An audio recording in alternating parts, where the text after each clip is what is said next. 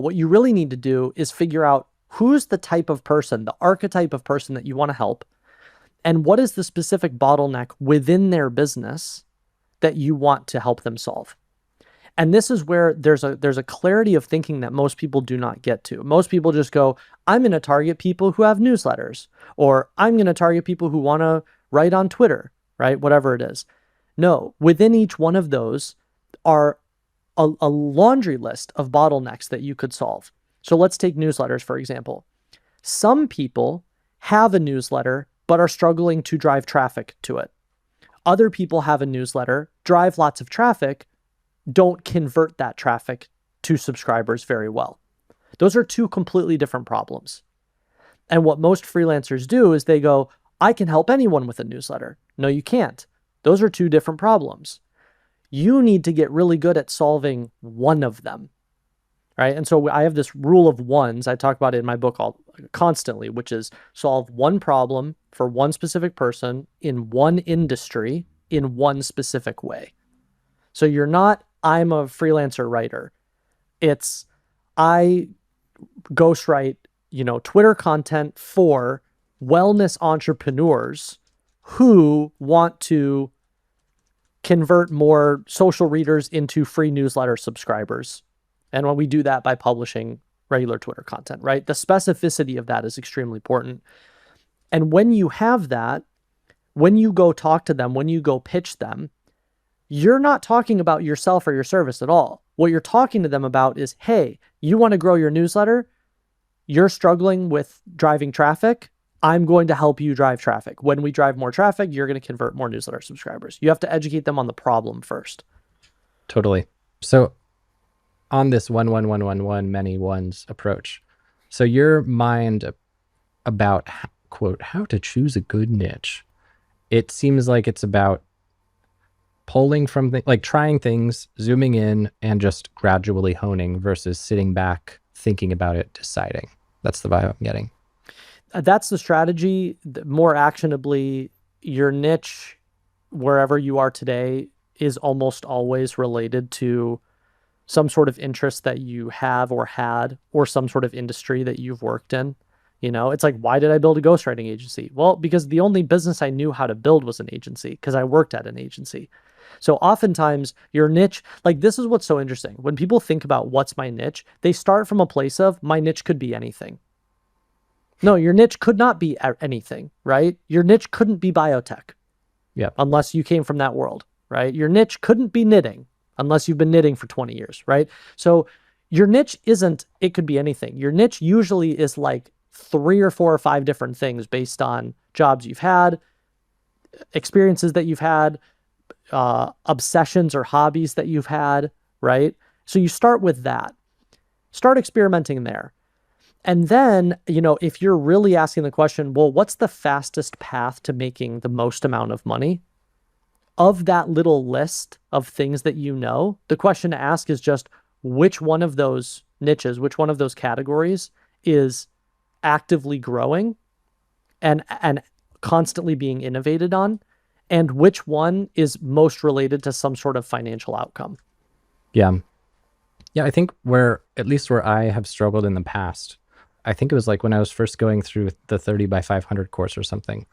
What can be challenging is if you're used to being a freelancer, or even worse, used to being an employee, it can feel like your only real business to business niche would be, I guess, whoever you are right now. Like if you haven't had this big breadth of business to business experience, you might not belong into a lot of B2B niches. And it would basically just be whatever your past job was or whatever your current job is. I don't know what your thoughts are on that about how to branch that and grow it.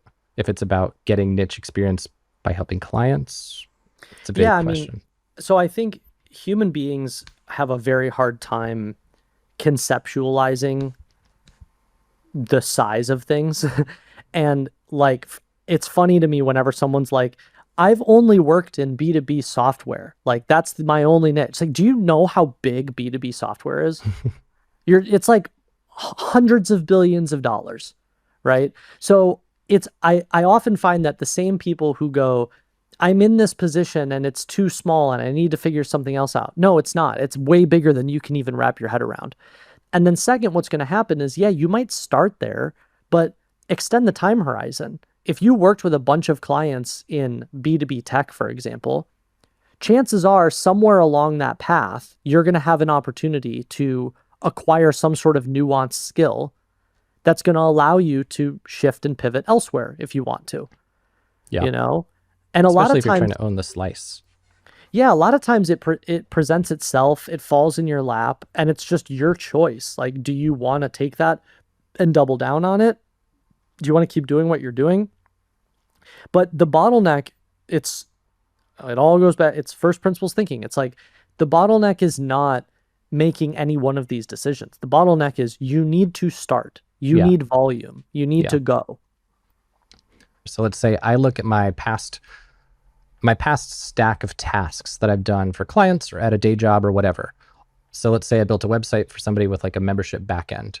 I might delineate every single thing that I did for this client and everything I've done for other clients. And I kind of pick out ideas. What could I do in isolation as my specialty rather than doing it as part of a gigantic project, and then experiment with plucking this thing out and testing that as my value forward. 100%. Yeah, Okay. I really feel like one of the biggest mental scaffolding mistakes that solopreneurs of any kind, solopreneur, freelancer, is they jump to this conclusion of, I need to do everything. I need to do everything for every type of person, otherwise I'm never going to get any clients. Yep. And in reality, the much faster and much more profitable path is plucking out one specific thing and going, I just do that, and I'm really good at that. And not only that, I'm really good at doing that for a specific type of person, or a specific type of person in a specific industry. And my agency was a great example. We had clients constantly ask us, can you help us with website copy? Can you help us launch our newsletter? Can you help us do this? We said, no, we do one thing. We write 800-word thought leadership articles. And in a given month, we were a factory. We were producing hundreds and hundreds and hundreds of thought leadership articles every single month. One very specific thing that I plucked out, and I said, that's the only thing that we do. And the second thing, this is a big point in my book, is you have to realize that when someone's hiring you, in a lot of ways, the value of hiring you is not really the fact that you're performing this labor task. The reason why someone gets excited to hire you because what they're buying is pattern recognition. So, for example, we have a paid newsletter called Write with AI. It's all about how to take digital writing frameworks and then leverage ChatGPT or other AI platforms and automate yourself. Very specific. If I was to hire a ghostwriter tomorrow to help us with this newsletter, to help us write issues or to help us with social content or whatever it was, if I was to hire a ghostwriter tomorrow, I am not really looking for just someone to write. What I'm looking for is someone who is obsessed with AI.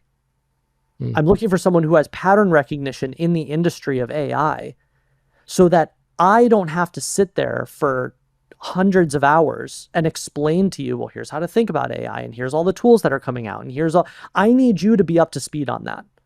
Right? Just like if you're a freelance writer and you want to write YouTube scripts for YouTube creators, what the creator's buying is your pattern recognition in the world of YouTube, right?